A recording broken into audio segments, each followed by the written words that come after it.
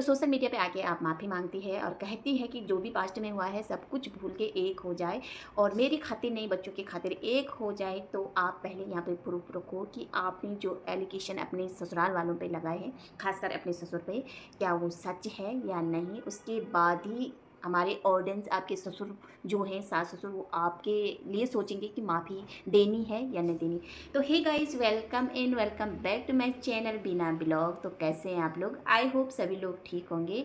तो आज इस वीडियो में मैं बात करूंगी फ्लैपी मैडम के बारे में। पहले तो मैं बात करने वाली थी अंशु का जो झांसी का लुक था उस पर और जो राधा बनी थी उसके ऊपर, मगर जब मैंने सुबह सुबह अपना मोबाइल खोला और शायद कल उन्होंने ये वीडियो डाल दी थी फ्लैपी ने, कल मैं देख नहीं पाई क्योंकि मैं बिजी थी। और आज जब मैंने सुबह मोबाइल खोला तो मैंने एक छोटी सी क्लिप देखी जिसमें वो बोली थी ये वीडियो मेरे ससुराल वालों की तरफ से, मैं उन्हें बार बार कॉल कर रही हूँ मम्मी पापा को, मगर वो मेरा कॉल नहीं उठा रहे। अंशु से भी मैंने मैसेज किया है मगर वो भी मेरा कॉल नहीं उठा रहे। तो मैंने कहा यार क्या बात हो गई, ये पुरानी तो नहीं है कहीं। जब मैंने उनका जो चैनल है ओपन किया तो वहाँ जो देखा मैंने, क्या धमाकेदार वीडियो था। तो मैंने सोचा यार इस पे तो बात करना बनता है। तो 2-3 दिन पहले मैडम जी, आप सभी लोगों को देखा होगा कि मैडम जी ना 3-4 दिन बाद वीडियो अपलोड करती है। पहले तो एक बात थी जो कि पुलिस वालों ने उन्हें बोला था कि आप लेट अपना वीडियो अपलोड करो, मगर अब ऐसी कोई बात नहीं है क्योंकि आपने भी थाने में केस कर रखा है, ससुराल वालों ने भी थाने में केस कर रखा है, तो बराबर पे चल रहे, तो कोई आपको जान का खतरा वगैरह नहीं है। दोनों ससुराल वाले भी और आप भी हमेशा यही आरोप लगा रहे थे कि हमारे जान को खतरा है, तो आपने बराबर काम कर दिया है दोनों तरफ से।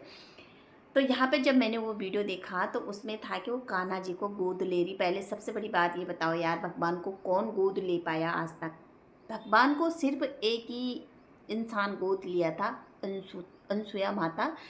विष्णु और हमारे महादेव और हमारे जो वर्मा जी हैं वो उनके पुत्र कहलाते हैं माता अनसुया के, क्योंकि बाल रूप में। उसके अलावा कोई भी नर आज तक भगवान को गोद नहीं लाता।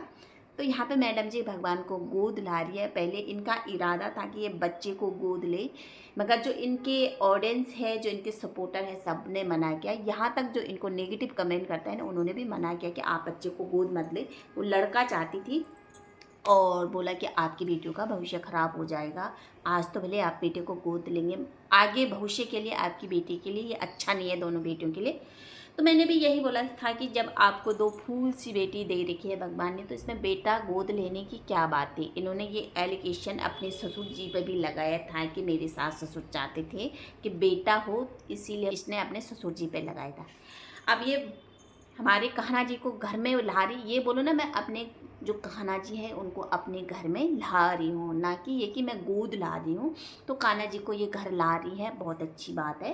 भगवान को आप घर ला रहे हैं और भगवान को अपने घर में रखना भी चाहिए।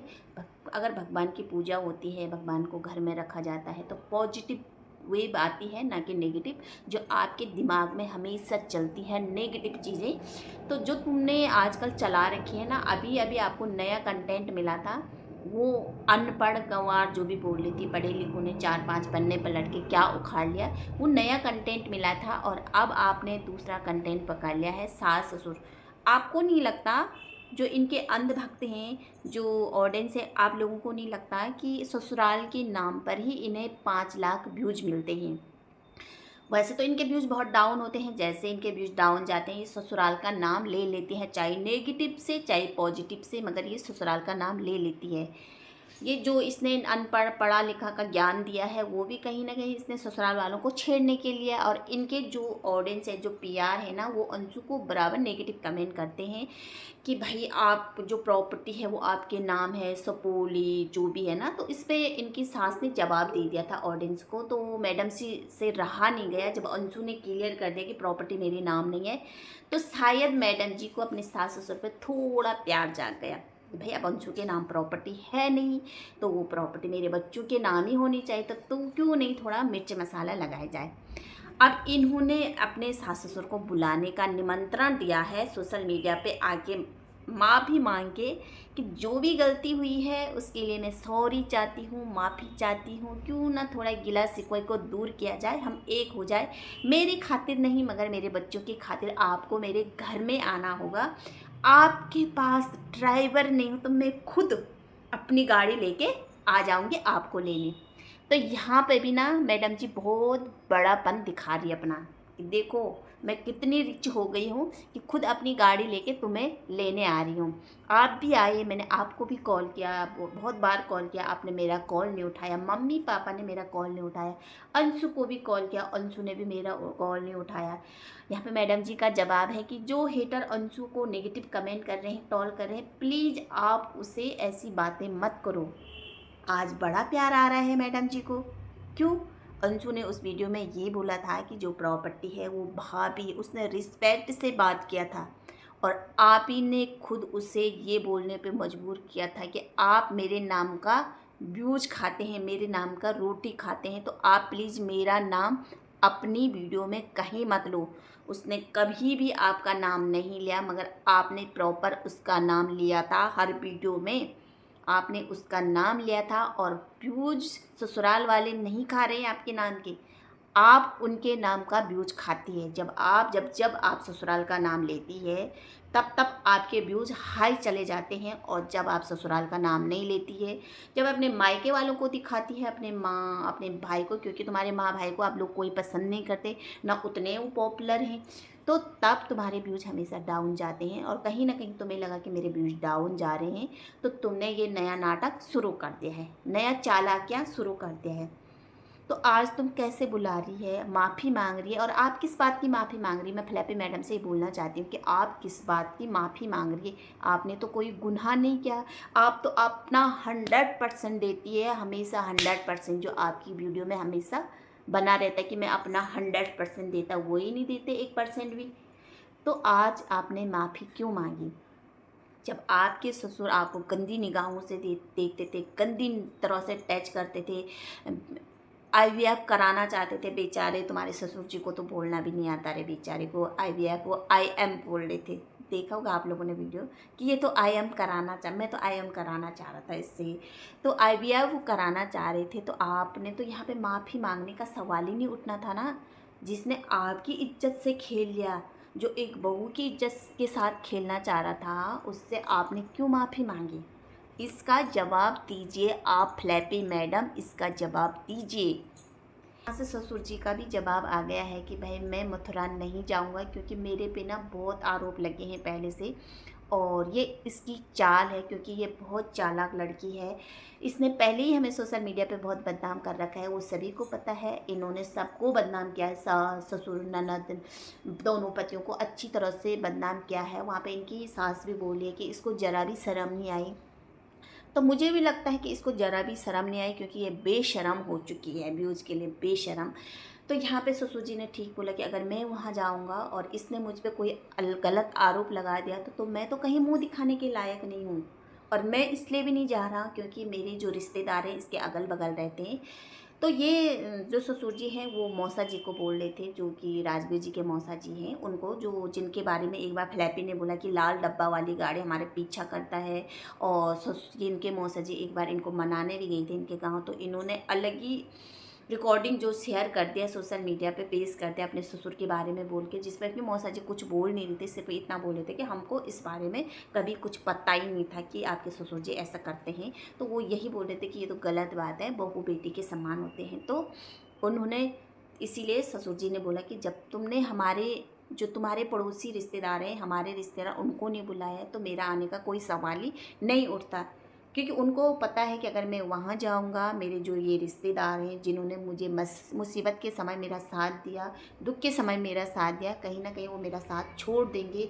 यही बोलेंगे कि भाई तुम तो एक हो गए हैं, जिस समय हमने तुम्हारा साथ दिया, आज तुम एक हो गए हैं। तो इन्होंने कहा पहले उनको बुलाओ, फिर मैं भी आऊँगा, हम साथ आएँगे। इनका कहना भी यही है ससुर जी का कि तुम्हारा पूरा मायका वहाँ जमा बाड़ा होगा, पता नहीं क्या आरोप लगा देंगे सास-ससुर पे। बिना दे रहते हुए तुमने इतना बड़ा आरोप लगा दिया, अब मथुरा जाके तुम कुछ ऐसा आरोप लगा दोगे जिससे वो बाहर भी नहीं निकल पा रहे।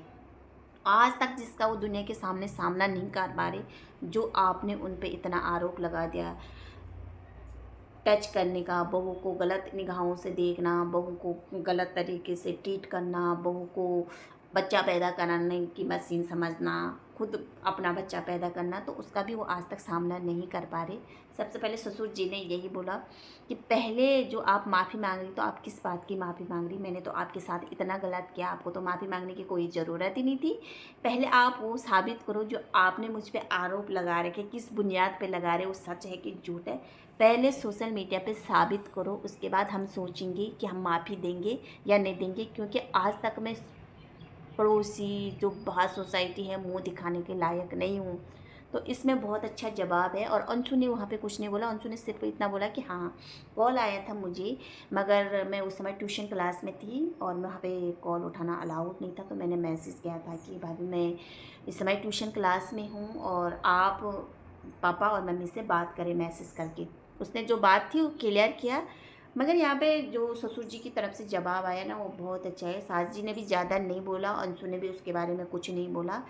जो यहाँ पे ये रंग बदलती है ना, मुझे ये कभी समझ में नहीं आती कि ये ऐसा रंग क्यों बदलती है। मतलब इसके शायद दिमाग में कुछ प्रॉब्लम है या, क्योंकि हर टाइम इसके रंग बदलते रहते हैं ना, तो मुझे कभी समझ ही नहीं आता ये।